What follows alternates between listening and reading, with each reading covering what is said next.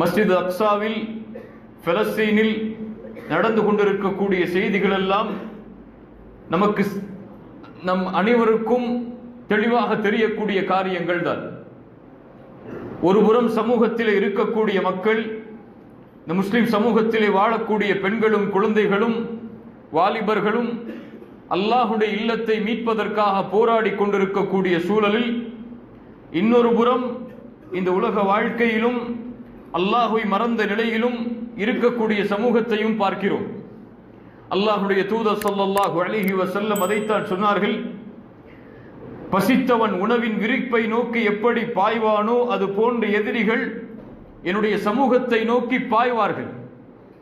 சஹாபாக்கள் கேட்டார்கள், யா ரசூலல்லாஹ் ஸல்லல்லாஹு அலைஹி வஸல்லம், வமின் கில்லத்தின் நஹ்னு யௌமைதின், அந்த நாளில் நாங்கள் குறைவான எண்ணிக்கையுடையவர்களாக இருப்போமா? ரசூலுல்லாஹி ஸல்லல்லாஹு அலைஹி வஸல்லம் அவர்கள் சொன்னார்கள், இல்லை, பல் அன்தும் யௌமைதின் கதீர், அந்த நாளில் உங்களுடைய எண்ணிக்கை மிக அதிகமாக இருக்கும். ஆனால் ஆற்றின் வெள்ளப்பெருக்கத்திலே வரக்கூடிய நுரையை போன்றுதான் உங்களுடைய மதிப்பு இருக்கும். கடலில் வரக்கூடிய நுரைக்கு மதிப்புண்டா? கிடையாது. அதுபோல் எவ்வளவு லட்ச மக்கள், எவ்வளவு மில்லியன் மக்கள் இந்த பூமியில் வாழ்ந்தாலும் அந்த எண்ணிக்கைக்கெல்லாம் மதிப்பே இல்லாத நிலைமை ஏற்படும். அல்லாஹ் ரப்புல் ஆலமீன் எதிரிகளுடைய உள்ளத்தில் இருந்து உங்கள் மீதுள்ள பயத்தை அல்லாஹ் எடுத்து உங்களுடைய உள்ளத்தில் அல்லாஹ் வஹனை சாட்டுவான். சஹாபாக்களுக்கு வஹன் என்றால் என்னவென்று தெரியவில்லை. யா ரசூலல்லாஹ் வமல் வஹன், வஹன் என்றால் என்ன? அல்லாஹுடைய தூதர் முஹம்மது ரசூலுல்லாஹ் ஸல்லல்லாஹு அலைஹி வஸல்லம் இன்றைய சமூகத்தின் நிலைமையை எடுத்து சொன்னார்கள், ஹுப்பு துன்யா வ கராஹியத்துல் மௌத், உலக ஆசை பெருகிவிடும், மரணத்தை வெறுக்க ஆரம்பித்து விடுவீர்கள். இந்த இரண்டு தன்மை ஏற்படும் நேரத்தில் அல்லாஹ் ரப்புல் ஆலமீன் எதிரிகளை உங்கள் மீது சாட்டியிருப்பான். உங்கள் மீதுள்ள பயம் எதிரிகளுடைய உள்ளத்திலிருந்து அறவே எடுக்கப்பட்டு விடும். அல்லாஹ் ரப்புல் ஆலமீன் இந்த சமூகத்தை பாதுகாப்பானாக. நாம் நம்மை மாற்றிக்கொண்டே ஆக வேண்டும். பலஸ்தீனை கைப்பற்றுவது, மஸ்ஜித் அக்ஸாவை கைப்பற்றுவது, இதுவெல்லாம் வேறு அம்சங்கள். இதற்கு முன்னால் இந்த சமூகம் தன் நிலைமையை மாற்றாதவரை அல்லாஹ்வின் உதவியை கொண்டு வர முடியாது. வலா தஹினு வலா தஹ்ஸனு அன்துமுல் அலௌன இன் குன்தும் முஃமினீன், நீங்கள் கவலை கொள்ள வேண்டாம், பயம் கொள்ள வேண்டாம், நீங்கள் தான் உயர்ந்தவர்கள், முஃமின்களாக வாழ்ந்தால். வகான ஹக்கன் அலைனா நஸ்ருல் முஃமினீன், அல்லாஹ்வின் வாக்குறுதி அது. முஃமின்களுக்கு உதவி செய்வது அல்லாஹ் தன் மீது கடமையாக்கிய கடமை, அவ்வளவுதான். முஃமின்களுக்கு அல்லாஹ் உதவி செய்வான். எப்போது? இன் தன்சுருல்லாஹ யன்சுருக்கும், நீங்கள் அல்லாஹ்விற்கு உதவி செய்தால், நீங்கள் உங்களை மாற்றிக்கொண்டால், இந்த சமூகம் தன் நிலைமையை மாற்றினால் அல்லாஹ் அவனுடைய விதியை மாற்றுவான். அவனுடைய உதவியை அல்லாஹ் எண்ணாத புறத்திலிருந்து அல்லாஹ் ரப்புல் ஆலமீன் கொண்டு வருவான். அல்லாஹ் ரப்புல் ஆலமீன் அப்படிப்பட்ட சமூகமாக எம்மை ஆக்குவானாக. அல் குதுஸ், ஜெருசலம். அல் குதுஸ் என்றால் அத்துஹுர், சுத்தமானது என்ற அர்த்தம் அரபி மொழியில். மஸ்ஜிதுல் பைத்துல் முகத்தஸ் அல்லது பைத்துல் மக்திஸ் என்றால் சுத்தமான இல்லம், அழுக்குகள் குறைகள் எல்லாவற்றிலிருந்தும் தூய்மையான இல்லம். அர்துல் முகத்தஸா, பலஸ்தீனை அழைக்கக்கூடிய பெயர் அர்துல் முகத்தஸா. தூய்மையான பூமி அது, சுத்தமான பூமி அது. பரிசுத்தமாக்கப்பட்ட புனித பூமிகளில் ஒன்று பைத்துல் முகத்தஸ் அமைந்திருக்கக்கூடிய பலஸ்தீன், அந்த பூமி அல் குதுஸ். கண்ணியத்துக்குரியவர்களே, அல் குதுஸ், இந்த பூமி, இந்த ஜெருசலம் அல்லாஹ்விடத்திலே அந்தஸ்துக்குரியது. அல்லாஹ்வுடைய தூதர் முஹம்மது ரசூலுல்லாஹ் ஸல்லல்லாஹு அலைஹி வஸல்லம் அவர்களிடத்தில் அந்தஸ்துக்குரியது. ஏன்? இந்த உலகத்திலே அல்லாஹ்வையும் ரசூலையும் ஏற்று வாழக்கூடிய எல்லா முஃமின்களுடைய உள்ளத்திலும் இதற்கென்று ஒரு தனி அந்தஸ்து உண்டு. மஸ்ஜிதுல் அக்ஸா முஃமின்களுடைய அக்கீதா, முஃமின்களுடைய அக்கீதா, கொள்கை அது. அதை நேசிப்பது, அதற்கான உதவி செய்வது, அதற்காக போராடுவது, அதனை மீட்பதற்காக தன்னால் ஆன உதவியை, தன்னால் ஆன முயற்சியை செய்வது முஃமினுக்கு அகீதா, கொள்கை அது. அதிலிருந்து விடுபடுபவன் முஃமினாக முஸ்லிமாக இருக்க முடியாது. மஸ்ஜிதுல் அக்ஸாவிற்காக தன்னுடைய உயிரை, தன்னுடைய செல்வத்தை, தன்னுடைய குடும்பத்தை, எதையும் இழப்பதற்கு ஒரு முஃமின் தன்னுடைய உள்ளத்தில் ஆழமான அடித்தளத்தை இட்டிருக்க வேண்டும். அதைத்தான் அல்லாஹ் ரப்புல் ஆலமீன் இந்த முஃமின் சமூகத்திடமிருந்து அல்லாஹ் ரப்புல் ஆலமீன் விரும்புவது. ஏன்? மஸ்ஜிதுல் அக்ஸாவை கண்ணியப்படுத்தியவன் யார்? யார்? பலஸ்தீனில் வாழக்கூடிய மக்களா அல்லது இந்த உலகத்தை ஆட்சி செய்யக்கூடிய ஆட்சியாளர்களா? யார் கண்ணியப்படுத்தியது அந்த பூமியை? மஸ்ஜிதுல் அக்ஸா, அர்துல் முகத்தஸா, அந்த பலஸ்தீன் பகுதிகள் அல்லாஹுவால் கண்ணியப்படுத்தப்பட்டது. அல்லாஹ் ரப்புல் ஆலமீன் எத்தனையோ நபிமார்களுடைய வரலாறுகளை குர்ஆனில் சொல்லுகிறார். அதில் பெரும்பான்மையான நபிமார்கள், இன்று நாம் புனிதமாக கருதக்கூடிய நபிமார்களுடைய எல்லா வரலாறுகளை அல்லாஹ் சொல்லும் பொழுதும் இந்த பலஸ்தீனுடைய பகுதியோடு, ஜெருசலத்துடைய பகுதிகளோடு அல்லாஹ் தொடர்பு படுத்துகிறான். நபி லூத் அலைஹி ஸலாத்து வஸ்ஸலாம், وَنَجَّيْنَاهُ وَلُوطًا إِلَى الْأَرْضِ الَّتِي بَارَكْنَا فِيهَا لِلْعَالَمِينَ. நபி லூத்தை அல்லாஹ் பாதுகாத்தான், இப்ராஹீமை அல்லாஹ் பாதுகாத்தான். பாதுகாத்து அல்லாஹ் மனிதர்களுக்காக பரக்கத் செய்த அந்த பூமியில் அல்லாஹ் ஒன்று சேர்த்தான். அவர்களை பாதுகாத்து அந்த இடத்தில் அல்லாஹ் ரப்புல் ஆலமீன் அவர்களை ஆக்கினான். அல்லாஹ் ரப்புல் ஆலமீன் சுலைமான் அலைஹிஸ்ஸலாம் அவர்களை பற்றி சொல்கிறான். வலி சுலைமான் الريح عاصفا.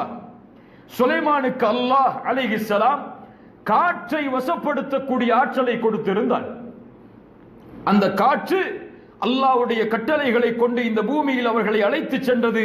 அல்லதி பாரக்னா ஃபீஹா, அல்லாஹ் பரக்கத் செய்த பூமியை நோக்கி. அல்லாஹ் ரப்புல் ஆலமீன் மூசா அலைஹிஸ்ஸலாம் அவர்களை பற்றி சொல்கிறான். மூசா அலைஹிஸ்ஸலாம் தன்னோடு வந்த பனி இஸ்ரவேலர்களுக்கு கட்டளையிட்டார்கள், யா கௌம், கூட்டமே, உதுகுலுல் அர்தல் முகத்தஸா, புனித பூமியில் நீங்கள் நுழையுங்கள் என்று.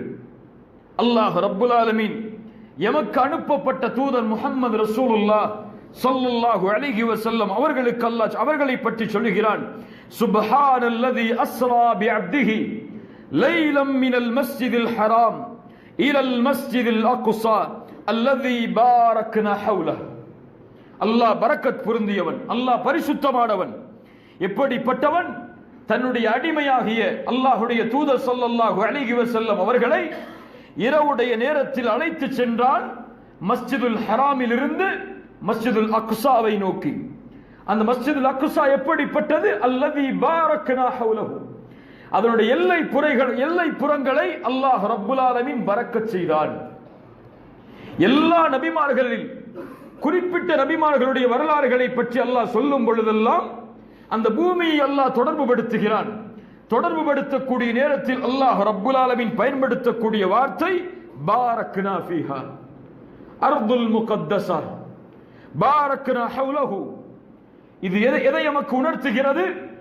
மஸ்ஜிதுல் அக்ஸாவும் அதை சுற்றி அமைந்திருக்கக்கூடிய அந்த பலஸ்தீனுடைய எல்லை பகுதிகளும் ஜெருசலத்துடைய பகுதிகளும் அல்லாஹுவால் பரக்கத் செய்யப்பட்டது.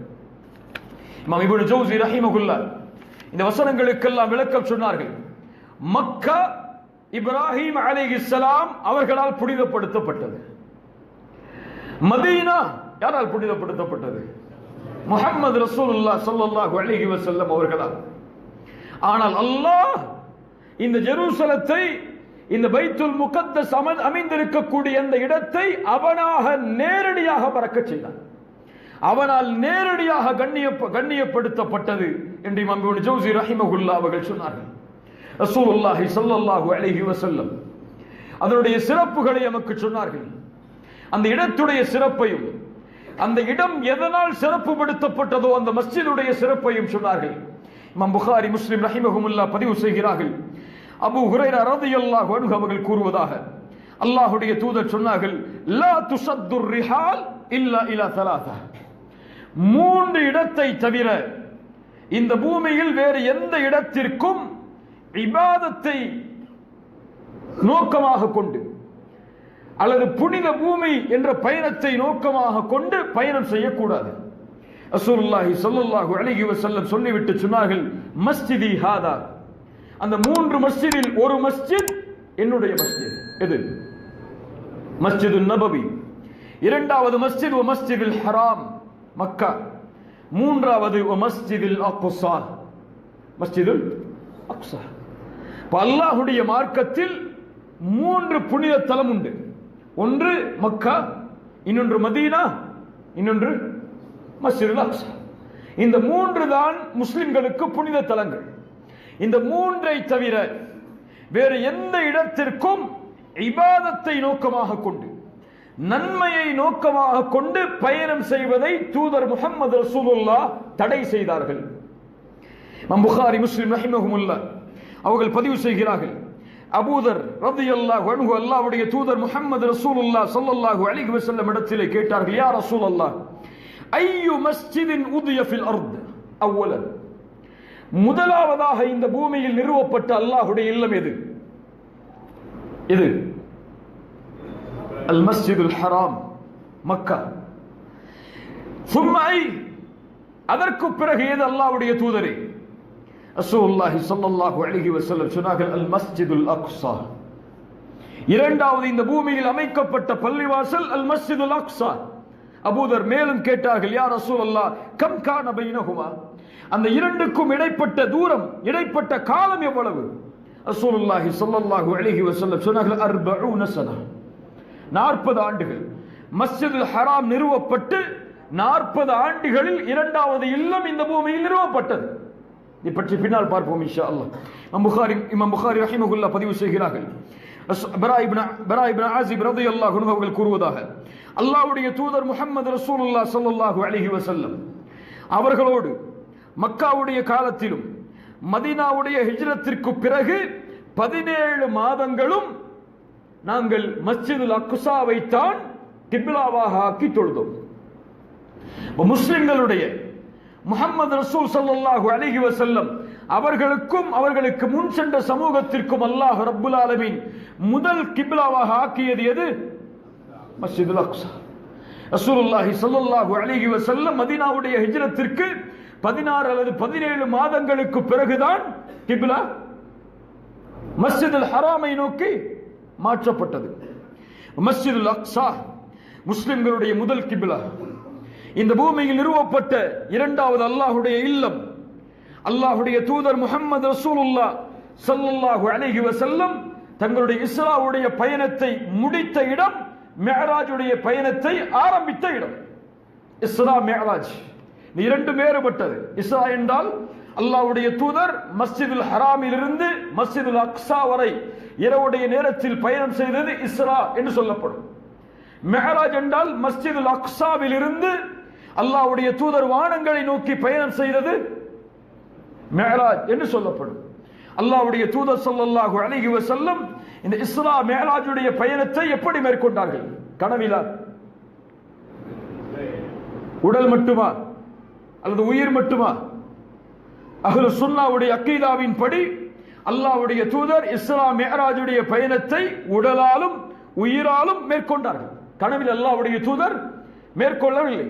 அல்லாஹ்வுடைய தூதரை உடலாலும் உயிராலும் அல்லாஹ் ரப்புல் ஆலமீன் ஒரே இரவில் மஸ்ஜிதுல் ஹராமிலிருந்து மஸ்ஜிதுல் அக்ஸா வரை, அங்கிலிருந்து 7 வானங்களை கடந்து அவனை சந்திக்கும் வரை அல்லாஹ் அழைத்து சென்றார். ரசூலுல்லாஹி ஸல்லல்லாஹு அலைஹி வஸல்லம் அதை குறித்து சொல்கிறார்கள், நான் கஅபாவின் அருகிலே உறங்கிக் கொண்டிருந்த பொழுது ஜிப்ரீல் வந்தார். உதீது பில் புராக், புராக்குடைய வாகனத்தோடு. வஹுவ தாப்பா, அது ஒரு மிஷின் கிடையாது, அது ஒரு விலங்கினம் தான். வஹுவ தாப்பத்துன் அபியதுன், வெள்ளை நிறத்துடைய விலங்கினம் அது. தவீலுன் ஃபௌகல் ஹிமார் வ தூனல் பகல், குதிரையை விட உயரமானது, அல்லது கழுதை, கோவேரி கழுதை விட கட்டையானதும் அல்ல, நடுத்தர உயரமுடையது. அது தன்னுடைய பார்வையை எங்கே வைக்குமோ அங்கே தன்னுடைய அடுத்த எட்டை எடுத்து வைக்கும். ஒருவருடைய பார்வை எங்க தூரத்தில் விழுமோ அந்த இடத்தில் அது தன்னுடைய பாதத்தை எடுத்து வைக்கும். ரசூலுல்லாஹி ஸல்லல்லாஹு அலைஹி வஸல்லம் சொன்னார்கள், அதில் பயணித்தேன் ஹத்தா அதைது பைத்துல் மக்திஸ், பைத்துல் முகத்தஸை அடையும் வரை. நான் அதை அதிலிருந்து இறங்கி ஃபரபத்துஹு பில் ஹல்கத்தி அல்லதி யர்பிது பிஹில் அன்பியா, நபிமார்கள் அந்த விலங்கினத்தை பைத்துல் முகத்தஸில் பைத்துல் மக்திஸில் எங்கே கட்டுவார்களோ அந்த இடத்தில் நான் கட்டினேன். புராக்குடைய வாகனம் ரசூலுல்லாஹி ஸல்லல்லாஹு அலைஹி வஸல்லம் அவர்கள் மட்டும் பயணித்த வாகனம் அல்ல. நபிமார்களில் பலரும் பயணித்திருக்கிறார்கள். நபிமார்களில் பலரும் மஸ்ஜிதுல் அக்ஸாவில் அந்த வாகனத்தை கட்டி இருக்கிறார்கள். சுப்ஹானல்லாஹ். ரசூலுல்லாஹி ஸல்லல்லாஹு அலைஹி வஸல்லம் சொன்னார்கள், ثم دخلت المسجد فصليت فيه ركعتين. அதற்கு பிறகு மஸ்ஜிதுல் அக்ஸாவில் நான் நுழைந்தேன், 2 ரக்அத்துகளை தொழுதேன். அல்லாஹ் ரப்புல் ஆலமீன் ரசூலுல்லாஹி ஸல்லல்லாஹு அலைஹி வஸல்லம் அவர்களுக்கு அவர்களுடைய காலத்திலேயே பைத்துல் மக்திஸில் 2 ரக்அத்துகள் தொழக்கூடிய வாய்ப்பை அல்லாஹ் கொடுத்தான். முஸ்லிம் ரஹிமஹுல்லாஹ் பதிவு செய்கிறார்கள், மிக அழகான ஹதீஸ். அபூ ஹுரைரா ரலியல்லாஹு அன்ஹு அவர்கள் கூறுவதாக, ரசூலுல்லாஹி ஸல்லல்லாஹு அலைஹி வஸல்லம் காபாவின் அருகில் நின்று கொண்டிருக்கும் பொழுது குறைஷிகள் வருகிறார்கள். குறைஷிகள் வந்து இஸ்ராவுடைய பயணத்தை பற்றிய நிகழ்வுகளை கேட்கிறார்கள். அப்போது கேட்டார்கள், பைத்துல் மக்திஸை பற்றி எங்களுக்கு விவரியுங்கள். யா ரசூலல்லாஹ், பைத்துல் மக்திஸிற்கு இரவுடைய நேரத்தில் சென்றேன் என்று சொல்கிறீர்களே, அந்த பைத்துல் மக்திஸ் எப்படிப்பட்டது சொல்லுங்கள் எங்களுக்கு. ரசூலுல்லாஹி ஸல்லல்லாஹு அலைஹி வஸல்லம் சொன்னார்கள், ஃபகுரிப்து குர்பத்தன் மா குரிப்து மிஸ்லஹு கத்து.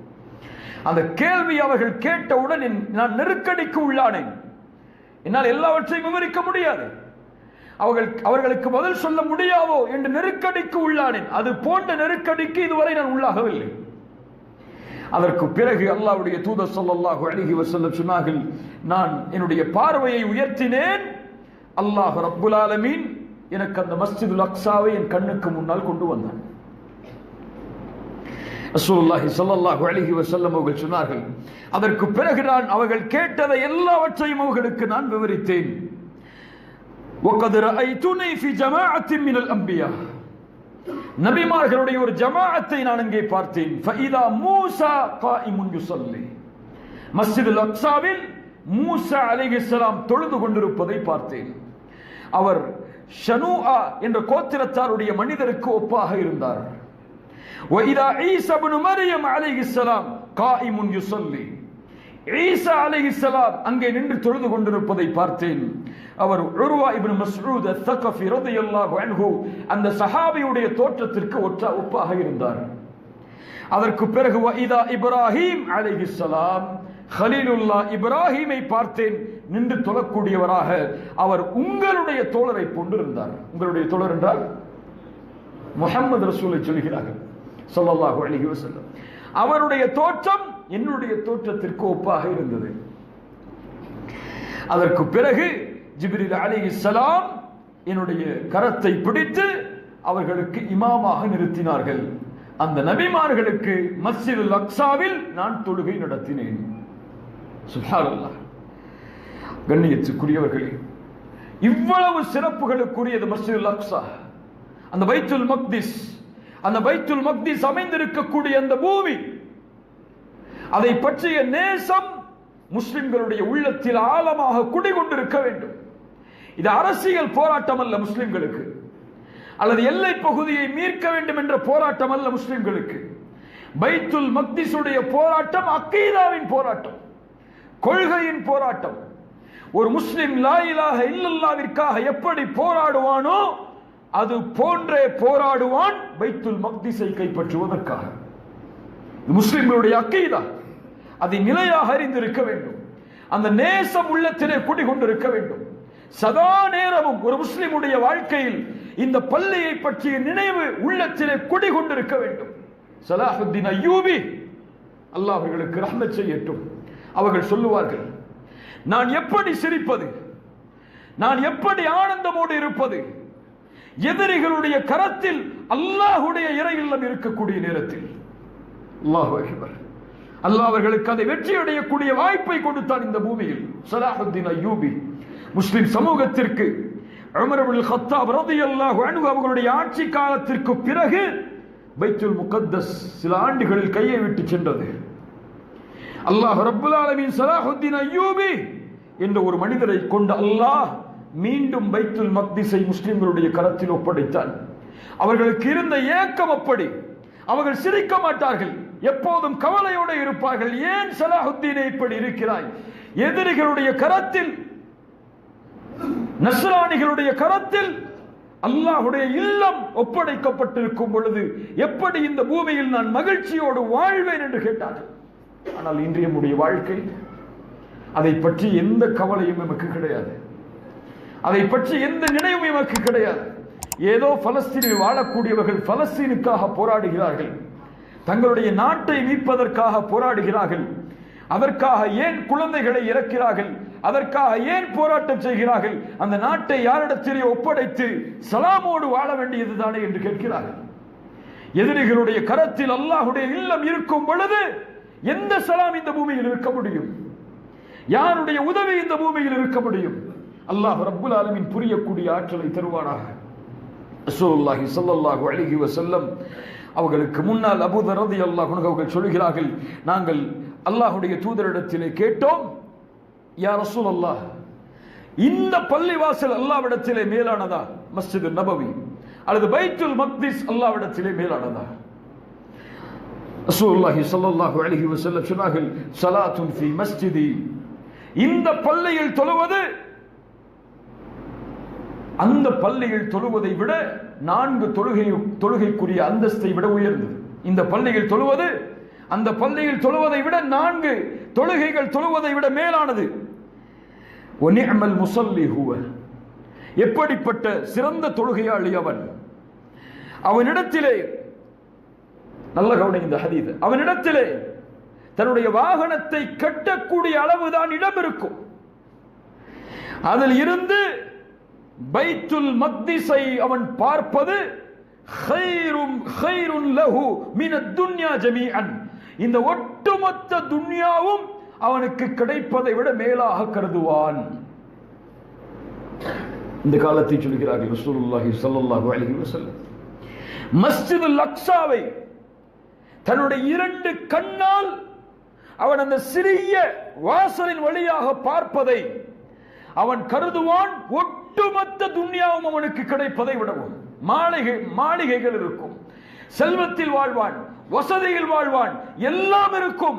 அவனுடைய உள்ளம் எதை நோக்கி நாடிக்கொண்டிருக்கும்? அதைத்தான் சொல்கிறார்கள். எதை நோக்கி நாடிக்கொண்டிருக்கும்? மஸ்ஜிதுல் அக்ஸாவை நோக்கி.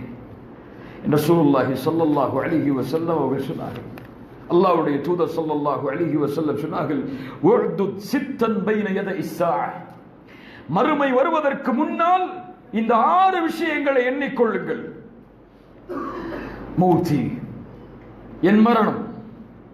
ரசூலுல்லாஹ்வுடைய மரணம் மறுமையின் அறிகுறி. அதற்கு பிறகு அல்லாஹ்வுடைய தூதர் சொன்னார்கள், ثم فتح பைத்துல் மக்திஸ், பைத்துல் மக்திஸ் வெற்றி கொள்ளப்படுவது. பைத்துல் மக்திஸ் வெற்றி கொள்ளப்படுவது. பைத்துல் மக்திஸ் ரசூலுல்லாஹ்வுடைய இந்த முன்னறிவிப்புக்கு பிறகு வெற்றி கொள்ளப்பட்டது. எப்போது? உமர் இப்னு கத்தாப் ரலியல்லாஹு அன்ஹு அவருடைய ஆட்சி காலத்தில். அதற்கு பிறகு மீண்டும் வெற்றி கொள்ளப்பட்டது ஸலாஹுத்தீன் அய்யூபியுடைய ஆட்சி காலத்தில். அதற்கு பிறகு மீண்டும் வெற்றி கொள்ளப்படும் மறுமைக்கு முன்னால். அல்லாஹ் ரப்புல் ஆலமீனுடைய வாழ் முடிவதற்கு முன்னால் அந்த நாளை விரைவுபடுத்துவானாக. கண்ணியத்துக்குரியவர்களே, இந்த உரை பைத்துல் மக்திஸுடைய வரலாற்றை குறிக்கக்கூடிய உரை. இந்த வரலாறு ஒவ்வொரு முஸ்லிமுடைய உள்ளத்திலும் ஆழமாக பதிந்திருக்க வேண்டும். இது தன்னுடைய வாழையடி வாழையாக தன்னுடைய பரம்பரைக்கு, தன்னுடைய குழந்தைகளுக்கு, தன்னுடைய உறவினர்களுக்கு இதை பற்றிய முக்கியத்துவத்தை, இந்த வரலாறு கடந்து வந்த பாதைகளை எடுத்து கூறியாக வேண்டும். வரலாறை அறியாத சமூகம் தன்னையே மறந்த சமூகமாக மாறிவிடும். இல்லை என்றால் அல்லாஹ் ரப்புல் ஆலமீன் நமக்கு புரியக்கூடிய ஆற்றலை தருவானாக. கிறிஸ்து பிறப்பதற்கு 3000 ஆண்டுகளுக்கு முன்னால், ஈசா அலைஹிஸ்ஸலாம் பிறப்பதற்கு 3000 ஆண்டுகளுக்கு முன்னால் கன்ஆனியின் என்ற கோத்திரத்தார்கள், அரபுகள் அவர்கள் கன்ஆனியின். இந்த அரபு கோத்திரத்தார்கள் அரபுடைய மைய பகுதியிலிருந்து வடக்கு பகுதியை நோக்கி பயணமாகி ஜோர்தானுடைய நதிக்கரை ஜோர்தானுடைய நதிக்கரையில் தங்களுடைய இருப்பிடத்தை ஆக்கிக் கொள்கிறார்கள். பசியால், வறுமையால், மழையின்மையால் ஏதாவது நதிக்கரையை தேர்ந்தெடுத்து தங்களுடைய வாழ்க்கை அமைத்துக் கொள்ள வேண்டும் என்பதற்காக கன்ஆனியின் அந்த கோத்திரத்தார்கள் ஜோர்தானுடைய நதிக்கரையில் வந்து தங்களுடைய இருப்பிடத்தை ஆக்கிக் கொள்கிறார்கள். அதற்கு முன்னால் அந்த இருப்பிடத்தில் யாரும் வாழவில்லை. அதனால் அந்த ஊர் கன்ஆன் என்று அழைக்கப்பட்டது. அர்து கன்ஆன். கன்ஆன் வாசிகள் அங்கே வந்து தங்கியதால் அது கன்ஆன் ஊர் என்று அழைக்கப்பட்டது. இந்த கன்ஆனில் தான் ஹலீலுல்லா இப்ராஹிம் அலைஹிஸ்ஸலாம் பிறந்தார்கள். ஷிர்க்கும் குஃபுரும் தலைவிரித்து ஆடக்கூடிய காலத்தில் ஷிர்க்கை விலை பேசி விற்கக்கூடிய ஆசர் என்ற தந்தைக்கு குழந்தையாக அல்லாஹ் ரப்புல் ஆலமீன் இப்ராஹிமை பிறக்க வைக்கிறார். சிறு வயதில் இருந்த இப்ராஹிம் அலைஹிஸ்ஸலாம் கன்ஆன் வாசிகளுக்கு அல்லாஹ்வை பற்றியும் அல்லாஹ்வுடைய மார்க்கத்தை பற்றியும் தீனை பற்றியும் எடுத்து வைக்கிறார்கள். நீண்ட வரலாறு நாம் எல்லாம் அறிந்ததுதான். தந்தை எதிரியாக மாறுகிறார், ஊர் எதிரியாக மாறுகிறது, அந்த ஊரை ஆட்சி செய்யக்கூடிய அரசன் எதிரியாக மாறுகிறான். தந்தை சொன்னார்கள் இப்ராஹிம் அலைஹிஸ்ஸலாம் அவர்களை பார்த்து, கால அராகிபுன் அன்த அன் ஆலிஹத்தி யா இப்ராஹிம், என்னுடைய சிலைகளையா தெய்வங்களையா இப்ராஹிமே புறக்கணிக்கிறாய்? லஇல்லம் தன்தஹி, இதிலிருந்து நீ விலகவில்லை என்றால் லஅர்ஜுமன்னக வஹ்ஜுர்னி மலியா, உன்னை கல்லால் எறிந்து கொள்ளுவேன், என்னை விட்டு தூரமாகிவிடு. தந்தை சொல்கிறார் மகனை பார்த்து. இப்ராஹிம் அலைஹிஸ்ஸலாம் அவர்கள் சொன்னார்கள், கால ஸலாமுன் அலைக், ஸலாமுன் அலைக், உங்களுக்கு சலாம் உண்டாகட்டும், உங்களுக்காக அல்லாஹ்விடத்திலே நான் பாவ மன்னிப்பை தேடுவேன், அல்லாஹ் இரக்க குணமுடையவனாக இருக்கிறார். சொன்னார்கள், வஅதஸிலுக்கும் வமா ததுஊன மின் தூனில்லாஹ், இனிமேல் என்னால் இங்கே வாழ முடியாது, இனிமேல் என்னால் வாழ முடியாது, உங்களையும் நீங்கள் வணங்கக்கூடிய தெய்வங்களையும் நான் புறக்கணித்து செல்கிறேன். அதற்கு பிறகு இப்ராஹிம் அலைஹிஸ்ஸலாம் அவர்களுக்கும் அந்த அரசருக்கும் இடையில் வாக்குவாதம் நடந்தது. நெருப்பு குண்டம் எரிக்க வைக்கப்பட்டு இப்ராஹிம் அலைஹிஸ்ஸலாம் தூக்கி வீசப்பட்டார்கள். அங்கே அல்லாஹ் ரப்புல் ஆலமீனுடைய அற்புதம் நடந்தது. அதையும் அவர்கள் நம்பிக்கை கொள்ளவில்லை. அதற்கு பிறகு இப்ராஹிம் அலைஹிஸ்ஸலாம் அங்கே வாழ முடியாது என்று தெரிந்து கன்ஆனிலிருந்து ஷாமை நோக்கி பயணம் மேற்கொண்டார்கள். ஷாம் என்றால் என்ன? சிரியா மட்டுமல்ல, ஷாம். ஷாம் என்ற பிரதேசம் சிரியா என்று அழைக்கப்படுகிறது. ஆனால் பலஸ்தீன், ஜோர்தான், லெபனான், உர்துன், Jordan, Syria, Jordan, Lebanon, Palestine, இந்த 4 பகுதிகள் இன்னும் சில பகுதிகளை உள்ளடக்கியதால் ஷாம். இப்ப இப்ராஹிம் அலைஹிஸ்ஸலாம் கன்ஆனிலிருந்து முதலாவதாக எங்கே வருகிறார்கள்? ஷாமை நோக்கி பயணம் மேற்கொள்கிறார்கள். அங்கும் வாழ முயற்சி செய்கிறார்கள், முடியவில்லை. பசி, வறுமை வாட்டுகிறது, மழை இல்லாத நிலை ஏற்படுகிறது. உடனடியாக இப்ராஹிம் அலைஹிஸ்ஸலாம் தன்னுடைய மனைவி சாரா அலைஹிஸ்ஸலாம் அவர்களை அழைத்துக் கொண்டு கன்ஆனிலிருந்து ஷாமை நோக்கி வந்தவர்கள் ஷாமிலிருந்து மிஸ்ரை நோக்கி பயணம் மேற்கொள்கிறார்கள். மிஸ்ர் என்றால் எகிப்து. எகிப்தை நோக்கி தன்னுடைய பயணத்தை மேற்கொள்கிறார்கள். எகிப்தில் நுழையும் போதுதான் சாரா அலைஹிஸ்ஸலாம் அவர்களை அல்லாஹ் சோதிக்கிறார். நிகழ்வு தெரியுமா? சாரா அலைஹிஸ்ஸலாம் அவர்களுடைய அழகை அவர்களுக்கு அந்த அரசனுக்கு தெரிவிக்கப்படுகிறது. சாரா அலைஹிஸ்ஸலாம் அவர்களிடத்திலே தவறான முறையில் அந்த அரசன் நடக்க முற்படுகிறான், தொட முயற்சி செய்கிறான். சாரா அலைஹிஸ்ஸலாம் அல்லாஹ்வை அழைக்கிறார்கள், கை செயலெடுக்கிறது. 2வது முறை சாரா அலைஹிஸ்ஸலாம் அல்லாஹ்வை அழைக்கிறார்கள். 3வது முறை, 4வது முறை சொல்லிவிட்டார் அரசன், நான் உன்னை விட்டு விடுகிறேன், எனக்கு நிலையை சரியாக்கி விடு. நீங்கள் மனித இடத்தில் உள்ள பெண்ணை அழைத்து வரவில்லை, ஷைத்தானை அழைத்து வந்திருக்கிறீர்கள். அலைஹிஸ்ஸலாம், சாரா அலைஹிஸ்ஸலாமை பற்றி அந்த அரசன் சொல்லுகிறான், இது சூனியக்கார பெண், திரும்ப இழுத்து சென்று விடுங்கள், உன்னை நான் விடுதலை செய்கிறேன், அதோடு மட்டுமல்லாமல் ஒரு பணிப்பெண்ணையும் உனக்கு கொடுக்கிறேன். யாரை கொடுத்தார்? ஹாஜரா அலைஹிஸ்ஸலாம். ஹாஜரா அலைஹிஸ்ஸலாம், ஹாஜர் அவர்களை அன்பளிப்பாக அந்த அரசர் கொடுக்கிறார் மிஸ்ரில். அதற்கு பிறகு இப்ராஹிம் அலைஹிஸ்ஸலாம் மிஸ்ரில் வாழ முடியாது என்று தெரிந்ததற்கு பிறகு சாரா அலைஹிஸ்ஸலாம் அவர்களோடும் ஹாஜர் அலைஹிஸ்ஸலாம் அவர்களோடும் மீண்டும் கன்ஆனுக்கு வருகிறார்கள். பயணம் புரிஞ்சுதா? கனானிலிருந்து ஷாம், ஷாமிலிருந்து மிஸ்ர், மிஸ்ரிலிருந்து மீண்டும் கனான் இந்த இடத்திற்கு வந்து ஹாஜர் அலைஹிஸ்ஸலாம் அவர்களை திருமணம் முடிக்கிறார்கள். அவர்கள் மூலமாக அல்லாஹ் ரப்புல் ஆலமீன் இந்த பூமியில் சிறந்த ஒரு குழந்தை அல்லாஹ் கொடுக்கிறான், இஸ்மாயில் அலைஹிஸ்ஸலாம். இஸ்மாயில் அலைஹிஸ்ஸலாம் இரண்டாவது நபியாக கனானில் பிறக்கிறார்கள். அதற்கு பிறகு குழந்தை பிறந்தவுடன் சாரா அலைஹிஸ்ஸலாம் அவர்களுக்கு கொஞ்சம் ரோஷம் வருகிறது. அவர்களுக்கு குழந்தை இல்லை. ஹாஜர் அவர்களை திருமணம் முடித்தவுடன் குழந்தை கிடைத்ததை பார்த்தவுடன் சாரா அலைஹிஸ்ஸலாம் கொஞ்சம் ரோஷப்படுகிறார்கள். அல்லாஹ் ரப்புல் ஆலமீனுடைய கட்டளையும் வருகிறது, நபியே உங்களுடைய மனைவியாகிய ஹாஜரையும் இஸ்மாயில் என்ற குழந்தையையும் நீங்கள் அழைத்து சென்று இங்கே விடுங்கள். மக்காவில் எந்த ஒரு விவசாய நிலமும் இல்லாத, எந்த மனிதர்களும் வாழாத, புற்பூண்டுகளை முளைக்காத இடத்திற்கு ஹாஜர் அலைஹிஸ்ஸலாம் அவர்களையும் இஸ்மாயில் அலைஹிஸ்ஸலாம் அவர்களையும் இப்ராஹிம் அலைஹிஸ்ஸலாம் விடுகிறார்கள். எதுவும் பேச விட்டு திரும்ப வருகிறார்கள். ஹாஜர் அலைஹிஸ்ஸலாம் கேட்டார்கள், அல்லாஹு அமரக பிஹாதா யா இப்ராஹிம், என் கணவரே இந்த கட்டளையை உங்களுக்கு கொடுத்தது அல்லாஹுவா? இப்படி தண்ணீர் இல்லாத, உணவில்லாத, எந்தவித புற்பூண்டுகளும் முளைக்காத, யாரும் இல்லாத இடத்தில் உங்களுடைய மனைவியையும் உங்களுடைய குழந்தையையும் விட்டு செல்லும்படி கட்டளையிட்டவன் அல்லாஹுவா? ஆம் என்று சொன்னார்கள். ஹாஜர் அலைஹிஸ்ஸலாம் சொன்னார்கள், அப்படி என்றால் அவன் எங்களை வீணாக்க மாட்டான், செல்லுங்கள். சுப்ஹானல்லாஹ், என்ன தவக்குல் அது, என்ன ஈமான் அது. ஹாஜர் அலைஹிஸ்ஸலாம் அவர்களையும் இஸ்மாயில் அலைஹிஸ்ஸலாம் அவர்களை விட்டு செல்லும் பொழுது இப்ராஹிம் அலைஹிஸ்ஸலாம் துஆ செய்தார்கள், ரப்பனா இன்னி அஸ்கன்து மின் ذُرِّيَّتِي بِوَادٍ, யா அல்லாஹ் என் ரப்பே என்னுடைய சந்ததிகளை நான் இப்படிப்பட்ட பள்ளத்தாக்கில் விட்டு செல்கிறேன், غَيْرِ ذِي زَرْعٍ, அங்கே எந்த விவசாய நிலங்களும் இல்லை, இந்த பைத்திகல் முஹர்ரம், உன்னுடைய கண்ணியப்படுத்தப்பட்ட இல்லத்தின் அருகில். பைத்துல் ஹராம் அங்கே இருந்துச்சா? மக்கா கஅபா இருந்துச்சா? எப்படி தெரியும்? இப்ராஹிம் அலைஹிஸ்ஸலாம் அவர்களுக்கு அல்லாஹ் அறிவித்து கொடுத்திருக்கலாம். அல்லாஹ் ரப்புல் ஆலமீன் ஞானத்தை இப்படி வரப்போகிறது என்ற ஞானத்தை கொடுத்திருக்கலாம். சொன்னார்கள், இந்த பைத்தின் அருகில் ரப்பனா லியுகீமுஸ் ஸலாஹ், அவர்களை தொழுகையை நிலைநாட்டக்கூடியவர்களாக நீ ஆக்கியா அல்லாஹ். சுப்ஹானல்லாஹ், குடும்பத்தை விட்டு செல்லக்கூடிய நேரத்தில் இப்ராஹிம் அலைஹிஸ்ஸலாம் அல்லாஹ்விடத்தில் எதை கேட்கிறார்கள்?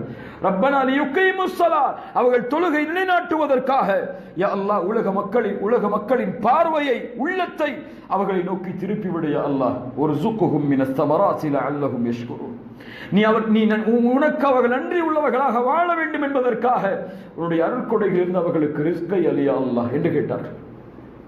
இப்ப இப்ராஹிம் அலைஹிஸ்ஸலாம் கனானுக்கு மீண்டும் திரும்புகிறார்கள், மக்காவில் அவர்களை விட்டுவிட்டு.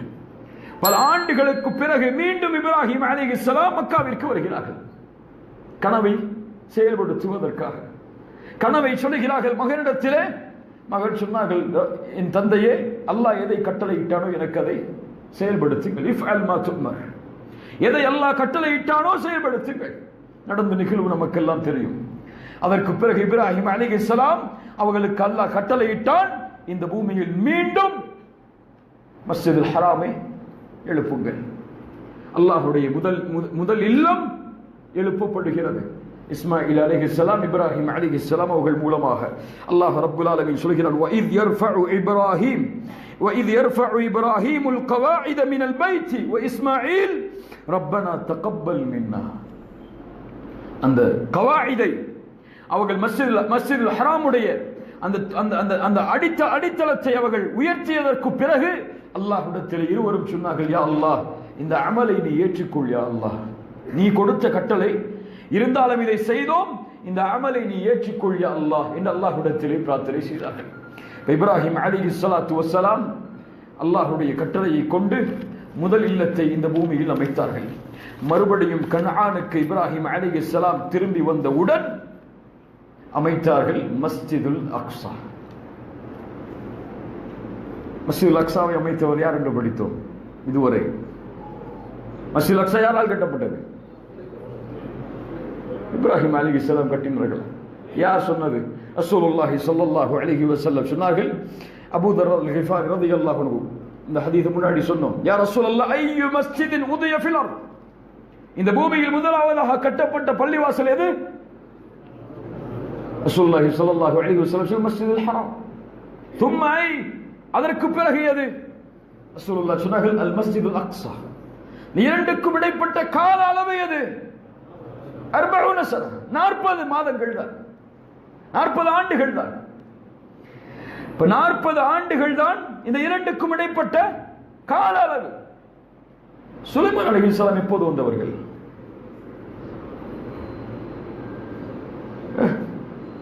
மூசா அலைஹிஸ்ஸலாம், இஸ்ஹாக், யாக்கூப் அவர்களுடைய சந்ததியில் வந்த மூசா அலைஹிஸ்ஸலாம், இவர்களுக்கும் தாவூதின் மகன் சுலைமான் அவர்களுக்கும் இடைப்பட்ட கால அளவு 1000 ஆண்டுகள். இவர்களுக்கு பின்னால் வந்த மூசா அலைஹிஸ்ஸலாம் அவர்களுக்கும் தாவூதின் மகன் சுலைமான் அலைஹிஸ்ஸலாம் அவர்களுக்கும் உள்ள கால அளவு என்ன? இப்னு கஸீர் ரஹிமஹுல்லாஹ் சொல்கிறார்கள் 1000 ஆண்டுகள் இடைவெளி உள்ளது. இப்ப 40 ஆண்டுகளில் எப்படி சுலைமான் அலைஹிஸ்ஸலாம் வந்திருக்க முடியும்? இப்னு தைமியா ரஹிமஹுல்லாஹ் அதனால் தான் சொன்னார்கள், மஸ்ஜிதுல் அக்ஸாவை முதலாக இந்த பூமியில் நிறுவியவர் இப்ராஹிம் அலைஹிஸ்ஸலாம்.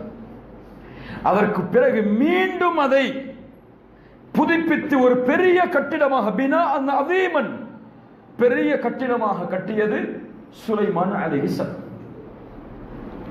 இரண்டாவது பள்ளி இப்ராஹிம் அலைஹிஸ்ஸலாம் அவர்களால் இந்த பூமியில் நிறுவப்படுகிறது மஸ்ஜிதுல் அக்ஸா. மஸ்ஜிதுல் அக்ஸாவை கட்டியதற்கு பிறகு இப்ராஹிம் அலைஹிஸ்ஸலாம் கன்ஆனியின், அந்த கன்ஆன் வாசிகளோடு தங்களுடைய காலத்தை நிம்மதியோடும் பாதுகாப்போடும் தன்னுடைய வாழ்நாளை கழிக்கிறார்கள். எதுவரை அல்லாஹ் ரப்புல் ஆலமீன் இந்த நிலுவையை கொடுக்கிறான் என்றால் யூசுப் அலைஹிஸ்ஸலாம் அவர்கள் வரை, யூசுப் அலைஹிஸ்ஸலாம் அவர்கள் வரை வந்த நபிமார்கள் எல்லோரும் கன்ஆனில் பிறந்தவர்கள். யூசுப் அலைஹிஸ்ஸலாம் அவர்கள் தான் மறுபடியும் அந்த ஊரை விட்டு பயணம் மேற்கொள்கிறார்கள். எப்படி பயணம் மேற்கொண்டார்கள்? யூசுப் அலைஹிஸ்ஸலாமுடைய சகோதரர்கள் அவர்களை கிணற்றில் வீசினார்கள். அங்கே வந்த வியாபார கூட்டம் அவர்களை கிணற்றில் இருந்து எடுத்து எங்கே நோக்கி அழைத்து சென்றது? மிஸ்ரை நோக்கி அழைத்து சென்றது. மீண்டும் மிஸ்ரை நோக்கி அழைத்து சென்று அங்கே நடந்த பிரச்சனைகள் எல்லாம் தெரியும் யூசுப் அலைஹிஸ்ஸலாம் அவர்களுக்கு. அதற்கு பிறகு யூசுப் அலைஹிஸ்ஸலாம் அவர்களை சகோதரர்கள் எங்கிருந்து தேடி வருகிறார்கள்? கன்ஆனில் இருந்து மிஸ்ரை நோக்கி தேடி வருகிறார்கள். கடைசியில் அங்கே ஒரு பிரச்சனை நடக்கிறது. அதற்கு பிறகு யூசுப் அலைஹிஸ்ஸலாம் எல்லோரையும் இங்கே வரும்படி கூறுகிறார்கள், மிஸ்ரை நோக்கி வரும்படி கூறுகிறார்கள். அதற்கு பிறகு அந்த பனி இஸ்ரவேலர்கள், யாக்கூபின் சந்ததிகள், அந்த 12 குழந்தைகள் பின்யாமின் அவர்களோடு சேர்த்து எல்லோரும் கன்ஆனில் இருந்து கிளம்பி மிஸ்ரில் மறுபடியும் தஞ்சம் அடைகிறார்கள். இப்ப கன்ஆனில் மறுபடியும் எந்த நபியும் இல்லை. இந்த பயணம் எதுவரை தொடர்கிறது? மூசா அலைஹிஸ்ஸலாம் வரை. மூசா அலைஹிஸ்ஸலாம் எங்கே பிறந்தவர்கள்? மிஸ்ரில். ஃபிரௌன் எங்கே ஆட்சி செய்தான்? எகிப்தில். அந்த இடத்தில் மூசா அலைஹிஸ்ஸலாம் பிறக்கிறார்கள், அங்கே வளர்கிறார்கள். மூசா அலைஹிஸ்ஸலாம் ஃபிரௌனிடமிருந்து வெற்றி அடைந்து மறுபடியும் பயணம் மேற்கொள்கிறார்கள். எங்கே நோக்கி? எங்கே நோக்கி? கன்ஆனை நோக்கி, பிலஸ்தீனுடைய பகுதியை நோக்கி, பைத்துல் மக்திஸை நோக்கி. அல்லாஹ் ரப்பல் ஆலமீன் இந்த மாற்றத்தை ஏற்படுத்தி கொண்டே இருப்பான். ஏன்? அது முஸ்லிம்களுடைய பூமி, அது நபிமார்களுடைய பூமி. அங்கே அல்லாஹ் முஃமின்களுக்கு நிலையான இடத்தை தரவில்லை என்றாலும் அல்லாஹ் ரப்பல் ஆலமீன் காலத்தை மாற்றிக்கொண்டே இருப்பான். மீண்டும் மீண்டும் மீண்டும் அல்லாஹ்வுடைய உதவியோடு முஸ்லிம்கள் அங்கே குடிபெறுவார்கள். இதைத்தான் வரலாறு நமக்கு சொல்கிறது. மூசா அலைஹிஸ்ஸலாம் பனி இஸ்ரவேலர்களை அழைத்துக் கொண்டு பைத்துல் முகத்தஸ், பைத்துல் மக்திஸ் அமைந்திருக்கக்கூடிய அந்த அருளுல் முகத்தஸாவில் நுழைய போகிறார்கள். நுழையக்கூடிய நேரத்தில் சொன்னார்கள் தன்னுடைய சமூகத்தை பார்த்து, யா கௌம் உத்குலுல் அர்தல் முகத்தஸா, இந்த அர்துல் முகத்தஸாவில் நுழையுங்கள் கூட்டமே. பனி இஸ்ரவேலர்கள் அவர்கள், அல்லாஹ் இதைத்தான் உங்களுக்கு விதித்திருக்கிறான். ஒருபோதும் இதிலிருந்து உங்களுடைய பாதங்களை பின்னோக்கி வைத்து விடாதீர்கள், நஷ்டவாளிகளாக மாறிவிடுவீர்கள். அப்போது சொன்னார்கள் பனி இஸ்ரவேலர்கள், காலு யா மூசா இன்ன ஃபீஹா கௌமன் ஜப்பாரீன், பலமுள்ள ஒரு கூட்டம் உள்ள இருக்கிறது மூசா, அவர்களாக வெளியேறாதவரை நாங்கள் உள்ளே நுழைய மாட்டோம். அவர்களாக வெளியே வந்தால் தான் நாங்கள் உள்ள போவோம். போய் எங்களால் போராடலாம் முடியாது. அவர்களோடு சண்டையிடங்களுக்கு சக்தி இல்லை. அவர்கள் வெளியே வரட்டும், நாங்கள் உள்ளே நுழைகிறோம். அவ்வளவு பெரிய யூதர்களுடைய கூட்டத்திலும் பனி இஸ்ரவேலர்களுடைய கூட்டத்திலும் 2 பேர் தான் மூசா அலைஹிஸ்ஸலாமுக்கு சப்போர்ட் பண்ணாங்க. உள்ள போகணும். யாரு சப்போர்ட் பண்ணல? சொன்னார்கள், மூசா நீயும் உன் ரப்பும் சென்று போராடுங்கள், நாங்கள் காத்திருக்கிறோம். பனி இஸ்ரவேலர்கள் சொன்னார்கள், நீங்களும் உங்களுடைய ரப்பும் சென்று போராடுங்கள், நாங்கள் காத்திருக்கிறோம், என்ன நடக்கிறது என்று பார்க்கிறோம். அல்லாஹ் ரப்புல் ஆலமீனிடத்திலே முறையிட்டார்கள், யா அல்லாஹ், ஞானும் ஹாரூன் அலைஹிஸ்ஸலாம் 2 பேருக்கும் நான் பொறுப்பு, ஆனால் இவர்களுக்கு நான் பொறுப்பில்லை. அல்லாஹ் ரப்புல் ஆலமீன் தண்டனையை பொதுவாக்கினான். மூசா அலைஹிஸ்ஸலாம் அவர்களும் அந்த பனி இஸ்ரவேலர்களும் பைத்துல் மக்திஸ் அமைந்திருக்கக்கூடிய அர்லுல் முகத்தஸாவில் நுழைய முடியாமல் 40 ஆண்டுகள் அல்லாஹ் தடை செய்தான். அவர்கள் அந்த இடத்திலே சுற்றி திரிந்தார்கள், உள்ளே நுழைய முடியவில்லை. அல்லாஹ் தண்டனையாக கொடுத்தான் பனி இஸ்ரவேலர்களுக்கு. அதை மூசா அலைஹிஸ்ஸலாம் தன்னுடைய உயிர் இந்த பூமியில் இருந்து பிரிய போகும் வரை அந்த பூமியில் நுழையவில்லை.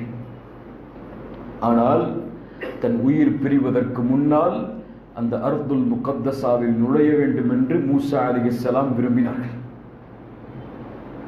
மௌத்துடைய நேரம் வருகிறது. மலக்குல் மௌத் உயிரை கைப்பற்றுவதற்காக மூசா அலைஹிஸ்ஸலாம் இடத்திலே வருகிறார்கள். மூசா அலைஹிஸ்ஸலாம் கேட்டார்கள், யா அல்லாஹ், முஸ்லிம் ரஹிமஹுல்லாஹ் பதிவு செய்கிறார்கள், சஹீஹான ஹதீஸ்.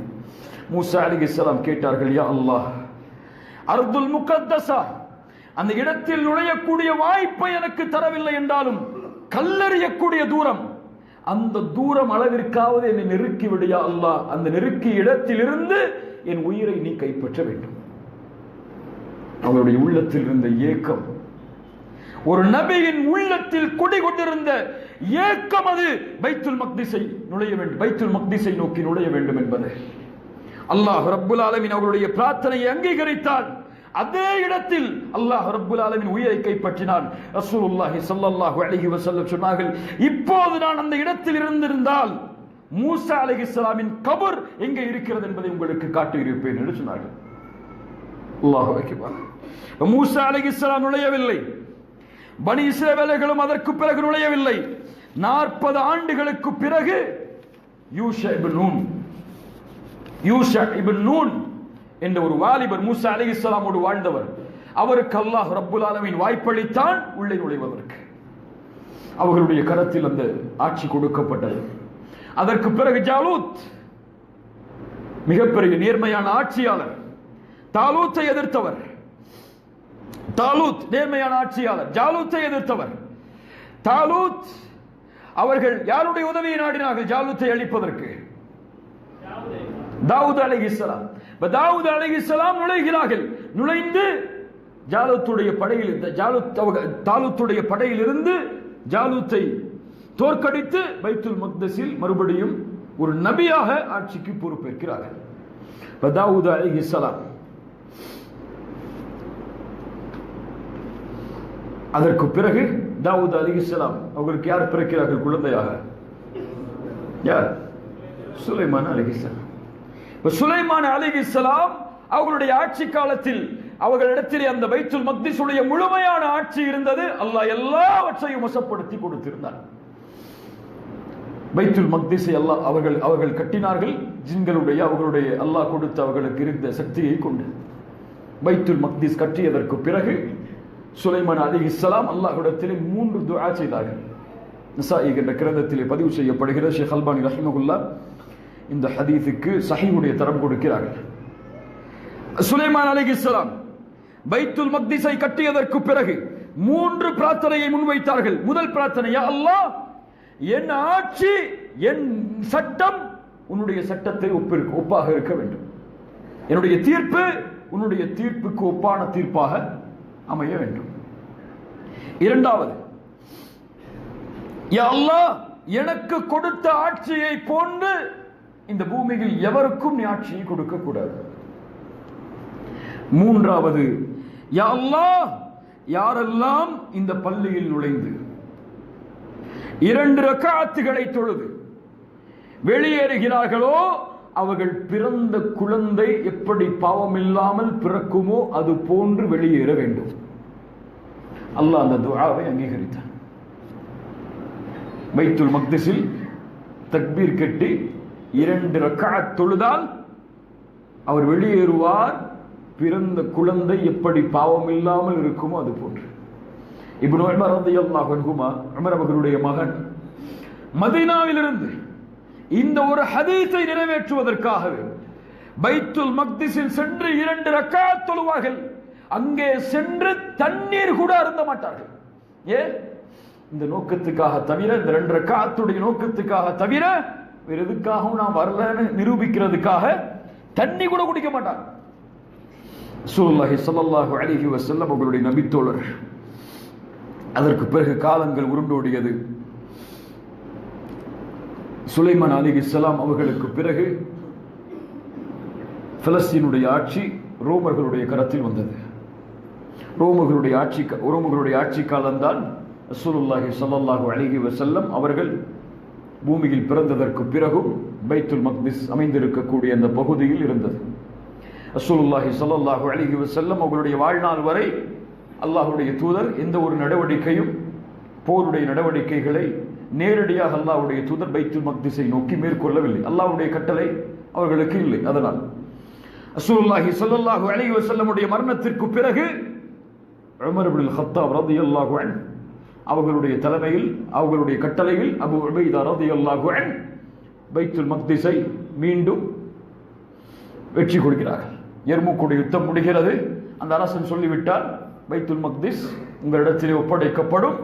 ஒரு நிபந்தனை, அமீருல் முஃமினீன் இங்கே வர வேண்டும். யார் அமீருல் முஃமினீன்? உமர் இங்கே வர வேண்டும். உமர் இங்கே வந்தால் அவருடைய கரத்தில் சாவியை கொடுக்கிறோம், ஆட்சியை ஒப்படைக்கிறோம். ரத்தங்கள் வீழவில்லை. உமர் இப்னு கத்தாப் மதீனாவில் இருந்து சஹாபாக்களுடைய அலி இப்னு அபி தாலிபுடைய ஆலோசனையோடு கிளம்பி வருகிறார்கள். ஒரே ஒரு வாகனத்தில், ஒரே ஒரு வேலையாளோடு, ஒரே ஒரு பணியாளரோடு. சுப்ஹானல்லாஹ், கலீஃபா அமீருல் முஃமினீன். எப்படி நிபந்தனை? அந்த இருவருக்கும் சிறிது தூரம் நான், சிறிது தூரம் நீ, அவ்வளவுதான். இதான் நமக்குள் நிபந்தனை. ஒற்றுக்கொண்டால் என்னோட வாயிலை என்றால் வேண்டாம். இருவரும் சம்மதிக்கிறார்கள். பாதி தூரம் உமர், பாதி தூரம் அவருடைய வேலையாளர். பலஸ்தீனுக்கு நுழையக்கூடிய வேலை. ஹிர்கல் அரசன், பலஸ்தீனை ஆட்சி செய்து கொண்டிருப்பவன், மிகப்பெரிய விரிப்புகளோடு மாலைகளோடு உமரை வரவேற்பதற்காக காத்துக் கொண்டிருக்கிறார். யூதர்களுடைய மத தலைவர்கள், கிறிஸ்தவர்களுடைய மத தலைவர்கள் எல்லோரும் யார் உமர் என்று பார்ப்பதற்காக இருக்கிறார்கள். ஆனால் நுழையக்கூடிய வேலையில் மேலே வரக்கூடிய வாய்ப்பு யாருக்கு தான்? வேலையாளுக்கு. வேலையாள் சொன்னார், உமரே உங்களை எதிர்பார்க்கிறார்கள், நீங்க தான் மேல. உமர் கீழே தான். 16 ஒட்டுகளுடைய ஆடைகளோடு சேரும் சகதியும் மண்ணில் படிந்து ஒரு கலீஃபா, ஒரு நாட்டை கைப்பற்றக்கூடிய முஸ்லிம்களுடைய இறை இல்லத்தை கைப்பற்றுவதற்காக உள்ளே நுழைகிறார். அபூ உபைதா ரலியல்லாஹு அன்ஹு ஓடோடி வருகிறார். யா உமர், யா உமர், இந்த மக்கள் உம்மை இப்படி பார்க்க விரும்பவில்லை உமரே. இதோ ஆடை தருகிறேன், இதோ காலணி தருகிறேன், மாற்றிக்கொண்டு உள்ளே வாருங்கள், மேலே ஏறுங்கள் உமரே வாகனத்தில். மக்கள் அவரை உமராக, உங்களை பணியாளாக நினைக்கக்கூடும். உமர் இப்னுல் கத்தாப் ரலியல்லாஹு அன்ஹு அவர்கள் சொன்னார்கள், அபூ உபைதாவை பார்த்து, யா அபா உபைதா, உன்னை தவிர வேறு யாராவது இதை சொல்லியிருந்தால் நடந்திருப்பது வேறு. சொன்னார்கள், தங்கத்தில் எழுதக்கூடிய வார்த்தைகளை, யா அபூ உபைதா, இழிவானவர்களாக வாழ்ந்த எமக்கு அல்லாஹ் இஸ்லாமை கொண்டு கண்ணியத்தை கொடுத்தான். எவன் ஒருவன் இஸ்லாம் அல்லாத வேறு வழிகளில் கண்ணியத்தை தேடுவானோ அவன் இழிவைத்தான் அடைவான். ஆட்சியில் கண்ணியம் இல்லை, அல்லாஹ் உணர்ந்துங்க. ஆட்சியில் கண்ணியம் இல்லை, அதிகாரத்தில் கண்ணியம் இல்லை, செல்வத்தில் கண்ணியம் இல்லை, பதவியில் கண்ணியம் இல்லை. கண்ணியம் ஒரு முஸ்லிமுக்கு ஈமானை பின்பற்றுவதுதான்.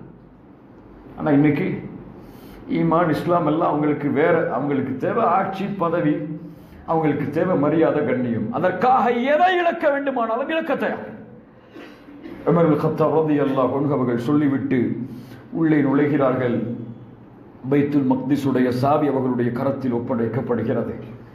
இல்லத்தில் சென்று எல்லாவற்றையும் சுத்தப்படுத்துகிறார்கள். சில நிகழ்வுகள் நடக்கிறது அங்கே. அதற்கு பிறகு அதான் சொல்லுமாறு பணிக்கப்படுகிறது. அதான் யார் சொல்வது? யார் சொல்வது? அதானே. எங்கே பிலால்? அழைத்து வாருங்கள் பிலாலை. பிலால் வருகிறார். ரசூலுல்லாஹ்வுடைய மரணத்திற்கு பிறகு பிலால் தான் சொன்னதில்லை, சொல்ல முடியாது பிலால் ரலியல்லாஹு அன்ஹு. உமர் அவர்கள் கேட்டார்கள், பிலால் உங்களுடைய அதானை எதிர்பார்க்கிறோம்.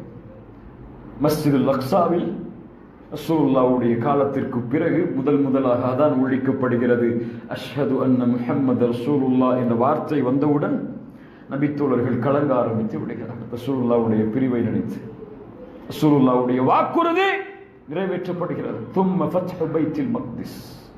என் மரணத்திற்கு பிறகு இரண்டாவது நடக்கக்கூடிய மிகப்பெரிய முஸ்லிம்களுக்கு அல்லாஹ் செய்யக்கூடிய உதவி, பைத்துல் மக்திஸ் வெற்றி கொள்ளப்படும்.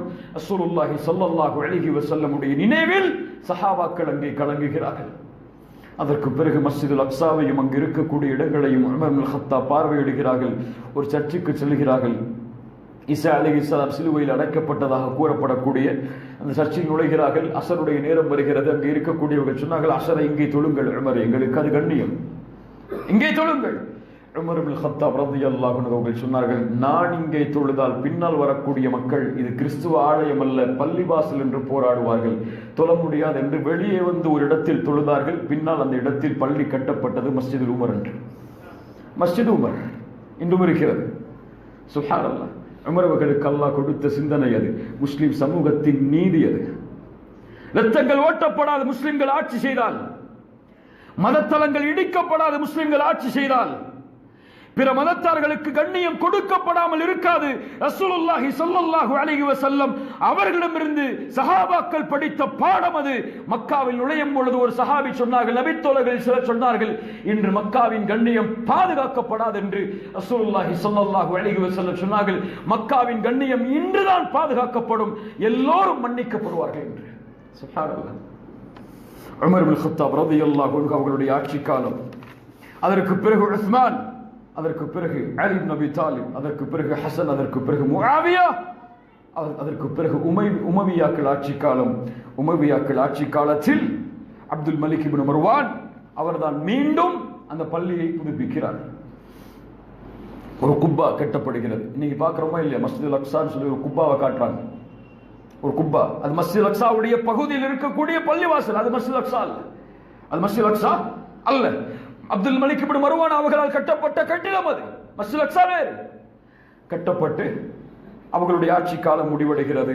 அதற்கு பிறகு சிறிது காலத்தில் மீண்டும் முஸ்லிம்களுடைய கரத்தில் இருந்து 1099 கிறிஸ்து பிறந்ததற்கு பிறகு 1099 மீண்டும் சிலுவை யுத்தம் நடந்து கிறிஸ்தவர்களுடைய கரத்தில் பைத்துல் மக்திஸ் மீண்டும் செல்லுகிறது.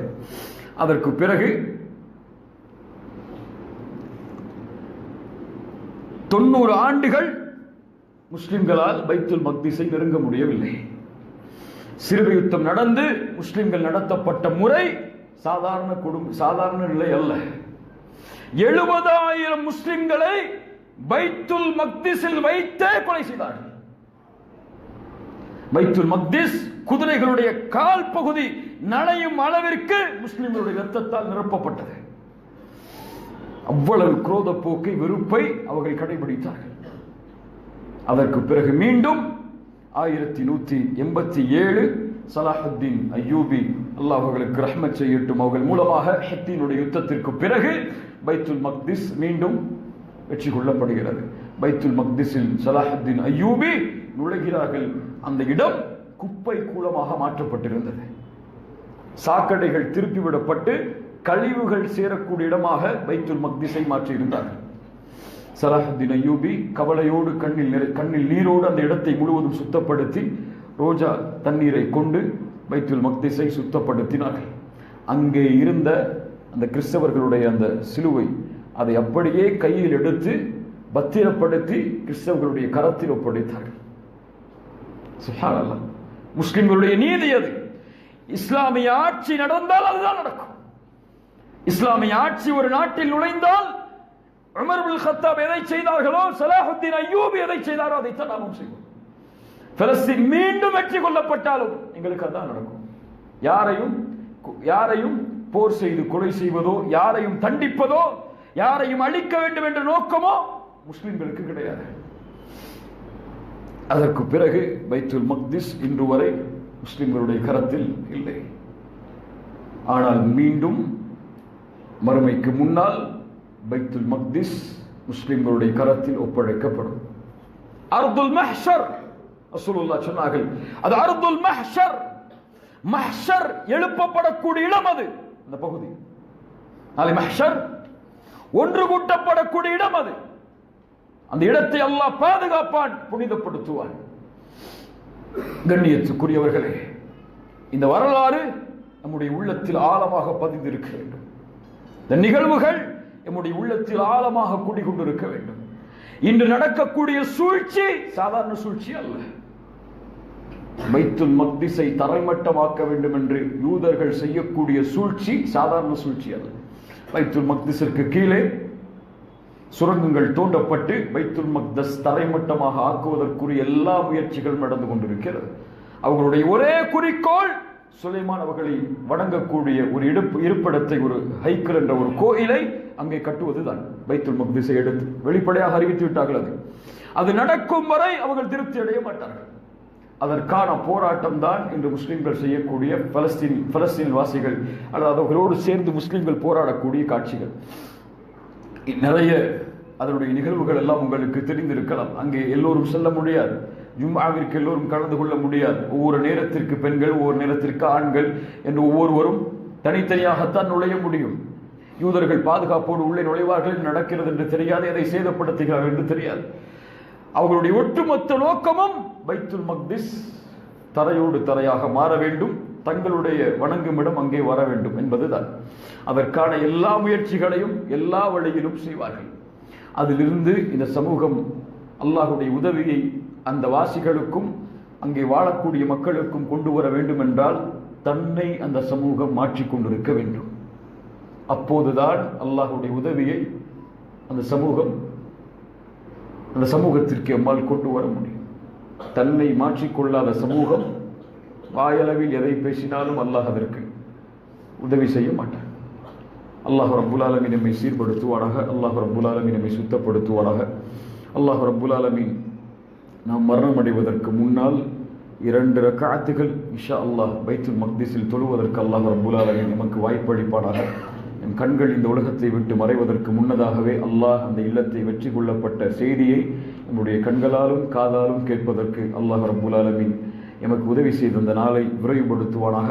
அதற்கு எதிராக சூழ்ச்சி செய்யக்கூடிய எல்லா சூழ்ச்சியாளர்களுடைய சூழ்ச்சிகளையும் அல்லாஹ் ரப்புல் ஆலமீன் அவர்களுக்கு எதிராகவே திருப்பி விடுவானாக. வலா தஹினு வலா தஹ்ஸனு அன்துமுல் அலௌன இன் குன்தும் முஃமினீன். அகூலு கௌலி ஹாதா அஸ்தக்ஃபிருல்லாஹ லீ வலக்கும். அஸ்ஸலாமு அலைக்கும் வரஹ்மத்துல்லாஹி வபரகாத்துஹு.